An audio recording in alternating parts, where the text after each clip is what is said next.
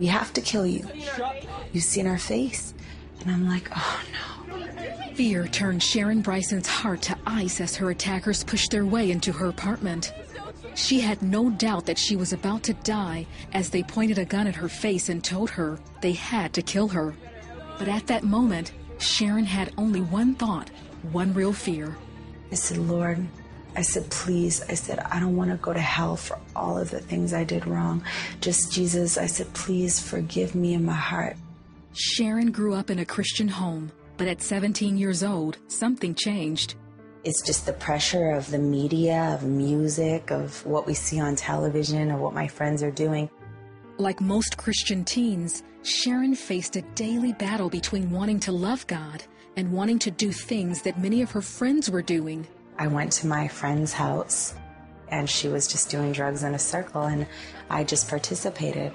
And I was a virgin, and then I lost my virginity soon after.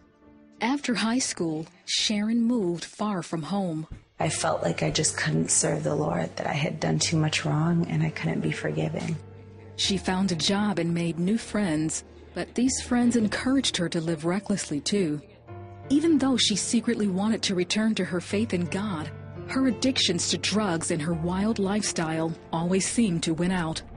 I was like, Lord, in my heart, I said, I don't know how I'm going to do it because I'm so convicted and I'm so addicted to this sinful way of living.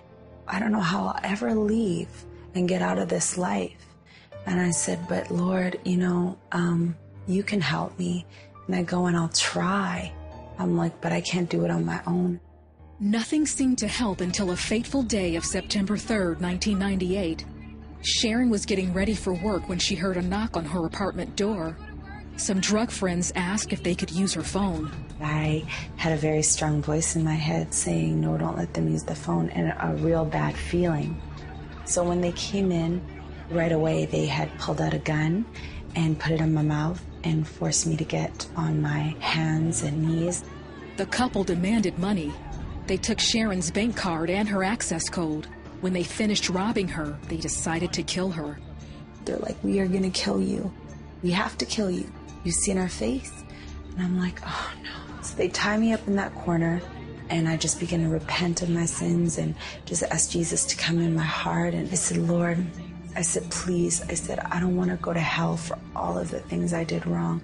Just Jesus, I said, please forgive me in my heart. I told the Lord, I'll serve you. Please just let me at least go to heaven if I die today. Sharon fought back. That's when the woman found a knife and started to brutally stab her. I just said, Jesus, take my spirit, Lord. And she just put that knife so deep in my neck that it severed an artery. And she had thought she got my jugular vein, which she missed, the doctor told me, by only ½ an inch. I was stabbed so deep in my stomach that it hit my spine at the back. I had 2 ruptured bowels. I was stabbed so deep in my eyes that my eyelid was literally hanging off.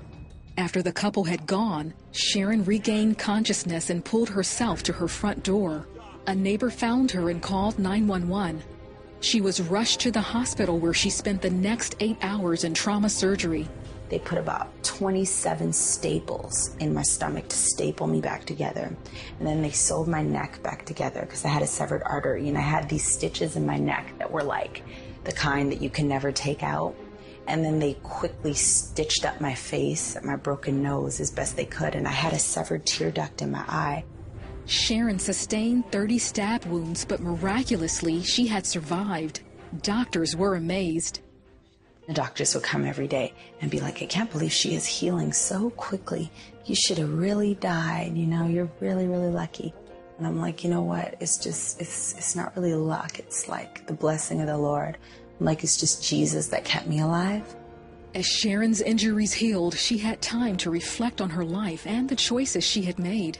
That's when she decided to pray to fully surrender her life to Jesus. When I would pray, I would tell the Lord, Lord, I love you. Thank you for healing me. Thank you for saving me. I made promises to the Lord that I wanted to serve him, that I wanted to declare his glory, that I wanted to live my life for him. Sharon was released from the hospital after only 9 days. Police arrested her attackers and they were sentenced to 10 years in prison. Sharon was in court and offered them her forgiveness.